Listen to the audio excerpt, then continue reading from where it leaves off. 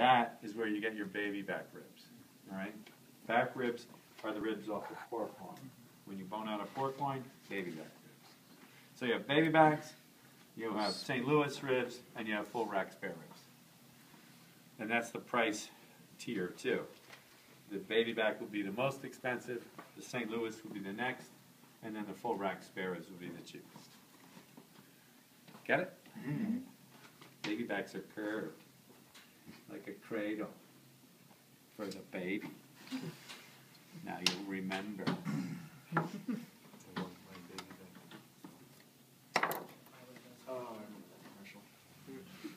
I don't remember it. My hand is terrifying.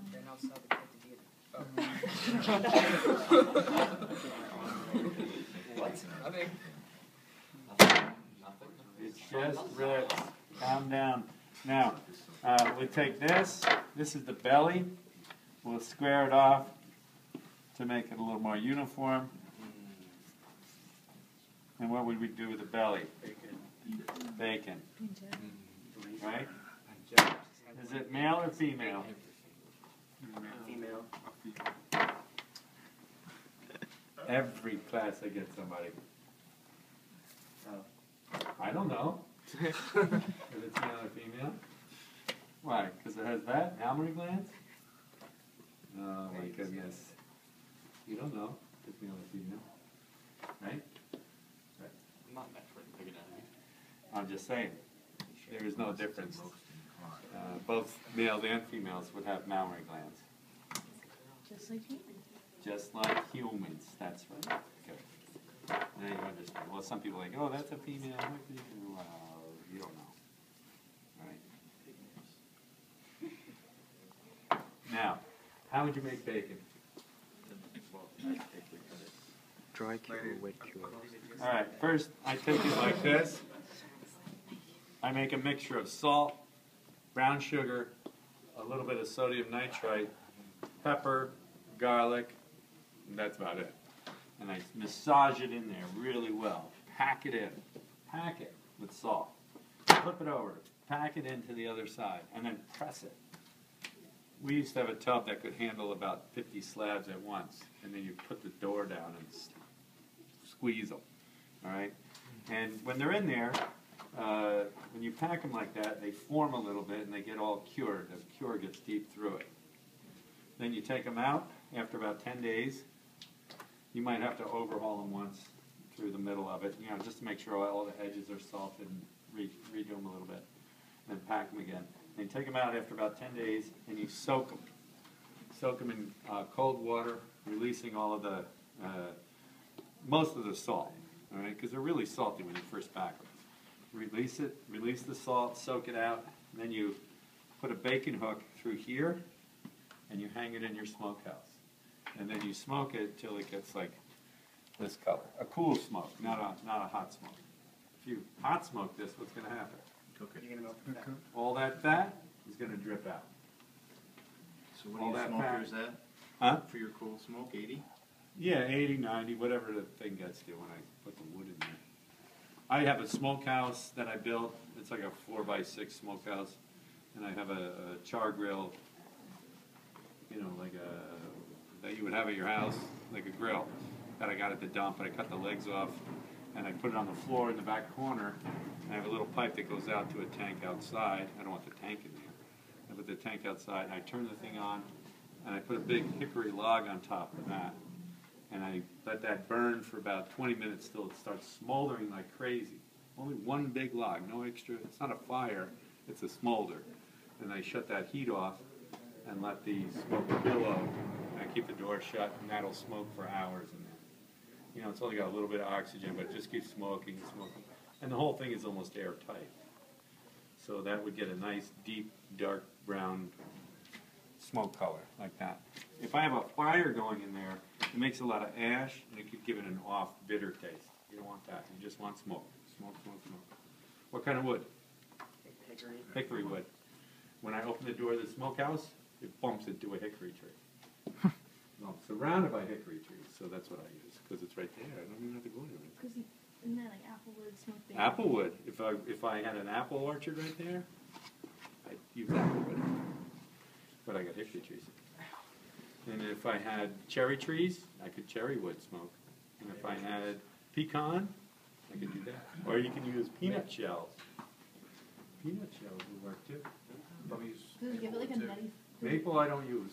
It's got too much tar in it. For me. I don't use maple. Do peanut shells? You can use white oak too if you want it cheap. But I got tons of hickories. So why would you mess around? Mine has like a lean-to roof on it. It's all cement all around. And then I built like a lean-to roof with big logs of hickory sitting right there nice and dry. So they're just ready to go. It's awesome. It works pretty good. It's a lot of work though. Because I had to put it away in the woods because my wife didn't want to smell it all the time. So I got to wheelbarrow them all back in there. Back at night with a flashlight. Where's the damn smoker? All right, now we're going to take this and cut it in half. I just wanted to tell you how we make bacon. And you can make bacon like that, though, in a small egg-shaped smoker, you know, a little smoker. Some kitchens even have smokers in their kitchen. You know, just use a cool smoke. Don't use a hot smoke. It's really easy to smoke.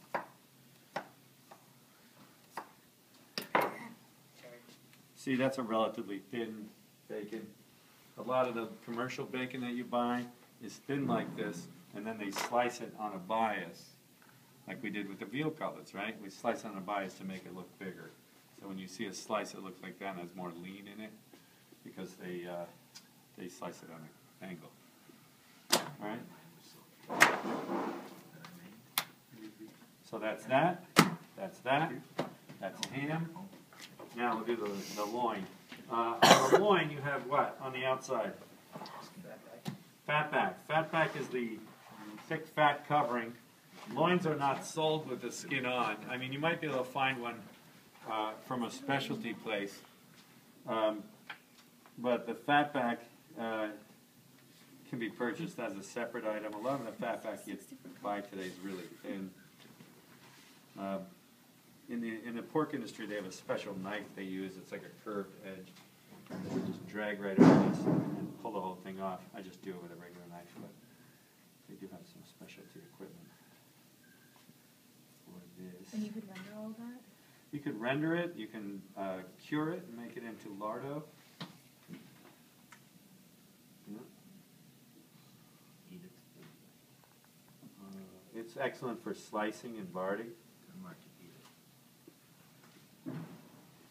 It's a good fat. Here's sort of a seam. Once you get down into it, this is a thin one. I'll show you fat in the pictures when we get into the lecture. Is it the same picture you showed us yesterday, Jeff? Yeah, that one. That's right. I did show it to you. That's what I'm going to do next Saturday. How many inches thick do you think your fat's going to be? I don't know. I didn't ask the pig yet.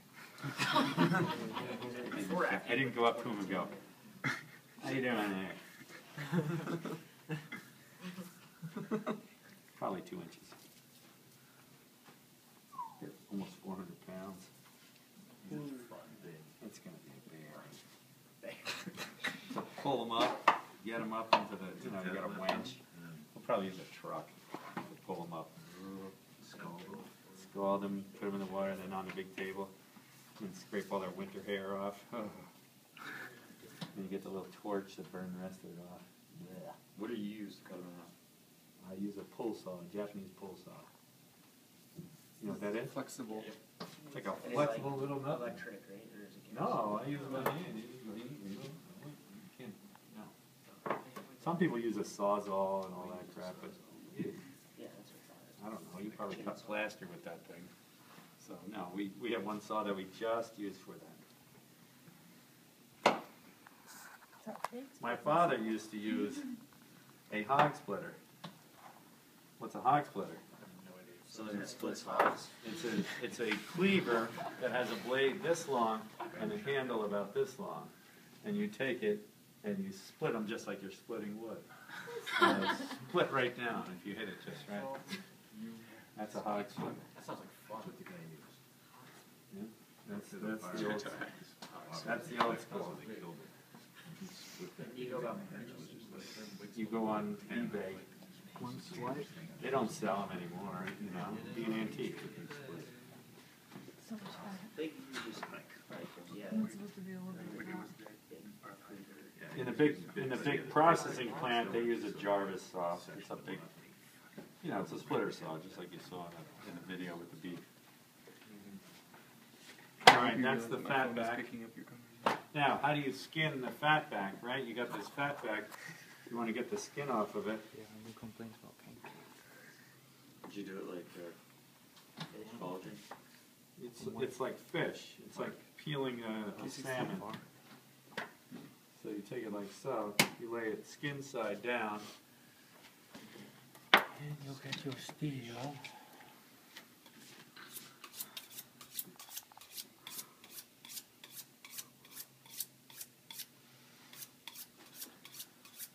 You know what I can't stand is when people are stealing your knife and it sounds like a truck going by, like crackety, crackety, crackety. Why are you slamming your edge into your knife? Ooh. Ooh.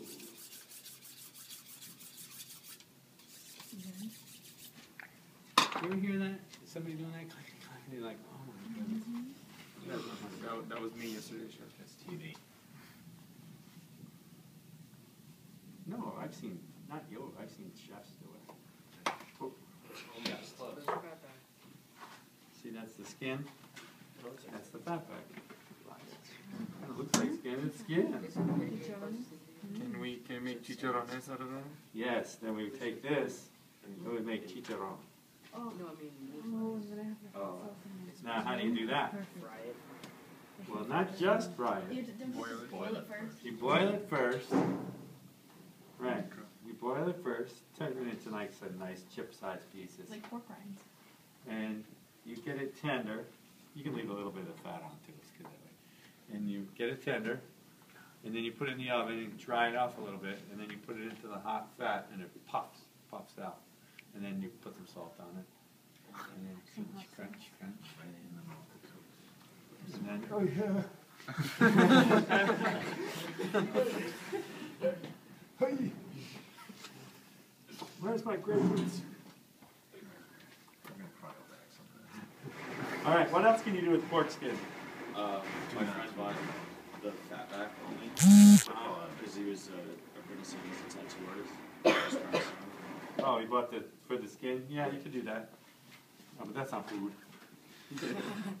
All right, so what would you do with the pork skin? Pork skin can be simmered, and it becomes gelatin. It becomes so, you know, this all breaks down. I've seen them stuffed and actually cooked in red sauce to the point where they become gelatinous. So you throw it in a tomato sauce.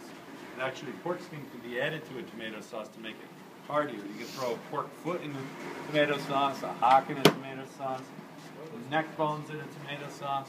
All make it more body. It's really good. You just broke Charlie's heart. It's okay, he'll go find it later. What? You can have if you need it. I don't want it. Now, next, we're going to take out the neck bone and divide this in half. All right? This is pork neck bones. What do you do with pork neck bones? Cook them with greens. You can buy them smoked and put them in sauerkraut, put them in anything. Neck bones, they're good for flavor. Again, into the tomato sauce, cook them with collards.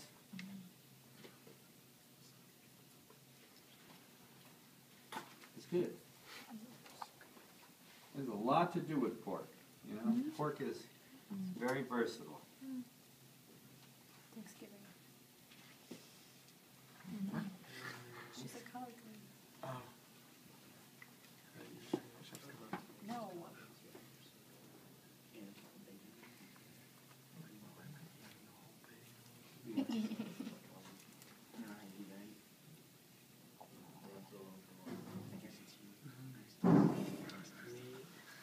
Neck bones are popular because they're meaty.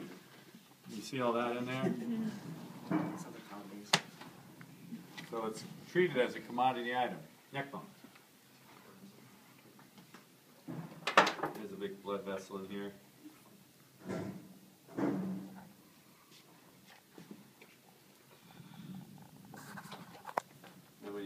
take off some of this excessive. Trim this down a little bit.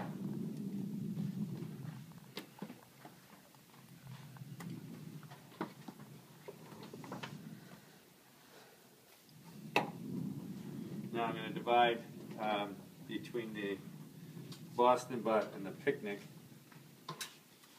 Right through here, there's the blade bone, about an inch over. About an inch over is where I'm going to make my cut. Now this one looks like the other one I had before. Has a little bit of blood splash around the shoulder. Coagulated blood where it didn't bleed out correctly. That's because his shoulder got kind of blown up.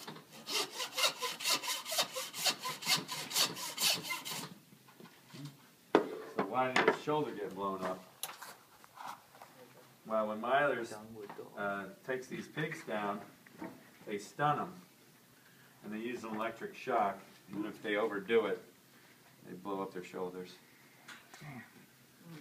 They don't know what hit them, believe me, at that point. They're like, ugh. Right there. You know what I mean? But it's just like, you don't need, like you tense up and you get shocked. You ever get shocked? Yeah, every day. Yeah, like static. I've been dizzy before. Huh? I've been doing. Cousin wanted to test it on